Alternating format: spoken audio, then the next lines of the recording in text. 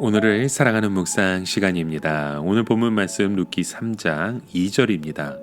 내가 함께하던 하녀들을 둔 보아스는 우리의 친족이 아니냐. 보라, 그가 오늘 밤에 타작 마당에서 보리를 까불리라. 나오미는 하나님께서 보아스를 룻에게 기업 물을 자로 주시려고 하는지 확인을 한번 해보기로 합니다. 그러나 이것은 대단한 예민한 문제였고 또 오해를 받을 수 있는 여지가 많았죠. 지금 보아스는 자기가 룻과 그런 관계를 가질 수 있는 것을 생각하지도 못하고 있었을 겁니다. 또 룻도 그런 것을 잘 모르고 있었죠. 나오미는 룻에게 다른 사람을 통하여 만일 소문이 날 경우 이 룻이 어려워지게 되니까 밤에 몰래 타작마당에 가서 본인에게 물어보라고 합니다. 나오미는 룻에게 하나님의 뜻만 설명한 것이 아니라 룻이 해야 할 일을 구체적으로 가르쳐주고 있는 것입니다. 이것은 바로 우리의 영적인 멘토가 되는 것입니다. 멘토라고 하는 것은 내가 걷고 있는 이 길을 이미 성공적으로 걸어간 사람들입니다. 그분의 가르침이 중요한 이유는 사람은 언제나 비슷한 문제에 걸려서 실패하기 때문이죠. 운동을 하거나 악기를 연주하는데 우리가 레슨이 중요한 이유는 사람은 언제나 같은 부분에서 틀리기 때문입니다. 그런데 코치나 선생님들은 그것을 수없이 연습으로 이미 해결했기 때문에 그들이 가르쳐 주는 대로 하면 틀린 부분을 고칠 수 있는 것입니다. 대개 그런 부분을 고치면 훨씬 더 훌륭한 선수나 연주자가 될 수 있습니다. 나오미는 룻에게 밤에 보아스를 찾아가서 직접 청혼하라고 합니다. 그러나 이것은 매우 위험한 일이었습니다. 왜냐하면 보아스가 룻을 유혹하거나 그런 순간에 음탕한 여자로 오해할 수 있는 상황이기 때문입니다. 보아스는 룻이 밤중에 타작마당에 들어와서 청혼하는 것을 보며 아니 이 여자가 좀 친절하게 대해 주었더니 고엘이 되라는 거야. 모함 여자는 어쩔 수 없다고 라고 하면서 오해할 수도 있는 상황입니다. 만일 또 이 사실이 다른 사람들에게 알려진다면 룻은 돌에 맞아 죽을 수 있는 상황입니다. 가장 안전한 방법이 있다면 나오미가 보아스를 만나서 중간에 다리를 놓으면 되는 것입니다.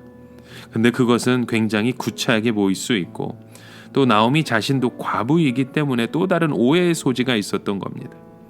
나오미는 율법에 과부의 권리가 있으니까 룻이 하나님의 말씀을 붙들고 당당하게 부딪혀 보라고 격려합니다. 만일 이것이 아니라면 모든 수치와 창피를 시어머니인 자기가 감당하겠다는 것이죠. 여러분, 우리가 어떤 일을 할 때에 아무리 그것이 하나님의 뜻이라고 확신이 되어도 하나님의 여러 가지 뜻 중에 하나라고 생각해야 합니다. 만일 오직 이 하나의 방법밖에 없다고 생각하면 그것이 실패할 때 절망하게 되고 좌절하게 될 수밖에 없습니다. 나오미는 룻에게 율법에 분명히 이 권리가 명시되어 있으니까 구차하게 변명하거나 구걸하지 말고 당당하게 부딪혀서 너의 권리를 한번 주장해 보라는 것입니다. 만약 그것이 아니라면 원점에서 다시 시작하면 된다는 것이죠. 그래서 나오미는 일단 룻에게 기왕 시도를 하는 이상 최선을 다해서 준비케 합니다. 나오미는 룻에게 목욕을 시키고 향기 나는 기름을 바르고 새 옷을 갈아입히라고 합니다. 왜냐하면 우리가 하나님의 뜻을 확신한다고 해도 전혀 준비 없이 나가는 것은 다른 사람에게 하나님의 뜻을 강요하는 것밖에 되지 않기 때문입니다. 그리고 그것은 되게 무례한 것이고 교만한 것입니다. 여러분, 오늘 우리의 삶 가운데 우리가 믿음으로 고백하는 일들, 그곳에서 우리가 어떻게 하나님의 그 뜻을 전달하고 이해하고 세워가고 있는지 한번 우리의 모습을 돌아보십시오. 이곳에서 룻은 나오미의 말을 그대로 순종하겠다고 대답합니다. 룻은 나오미의 제안이 굉장히 무서울 수도 있었습니다. 왜냐하면 룻은 하나님의 백성이 되어서 생활하는 그 지금이 너무 좋았기 때문입니다. 그리고 더 이상의 무엇이 필요하다고 생각하지 않았겠죠. 룻은 나오미에게 그냥 편안하게 계속해서 보리 이삭을 주우면서 살면 되지 않느냐고, 굳이 나이 든 사람에게 거절당하는 그 청혼을 해야 하냐고 반문할 수도 있었습니다. 만약 룻이 청혼했다가 거절당하면 이제 그 밭에서 쫓겨날지 모르는 상황입니다. 또 이것이 소문나기 시작하면 이제는 얼굴을 들고 다니지 못할 것입니다. 그러나 룻은 그 자리에서 순종을 고백합니다. 그 이유는 룻을 철저히 나오미를 믿었기 때문입니다.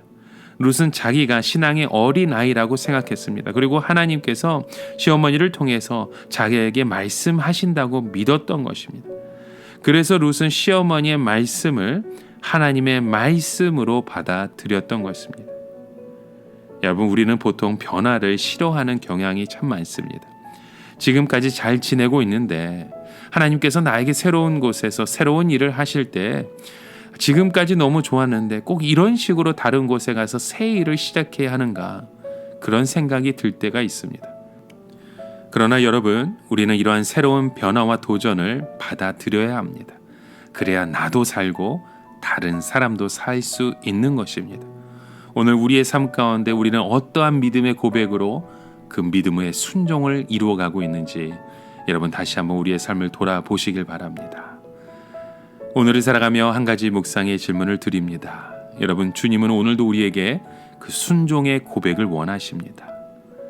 룻이 나오미의 그 말에 온전한 순종을 이루었던 것처럼 오늘 우리는 주님의 그 말씀 속에 어떠한 순종의 고백을 세워야 하는지 다시금 그 말씀 안에 주의 뜻을 찾고 고백하고 세워가시는 저와 여러분의 모습 되길 주님의 이름으로 간절히 축원합니다. 함께 기도합니다. 참 좋으신 주님, 오늘도 주님의 그 말씀 앞에 우리가 순종하는 자 되길 원합니다. 하나님, 이곳에서 주님을 바라보며 소망하며 그 순종을 온전히 이루어가는 삶의 자녀로, 삶의 그 고백으로 우리를 인도하여 주시옵소서. 예수 그리스도의 이름으로 기도드립니다. 아멘.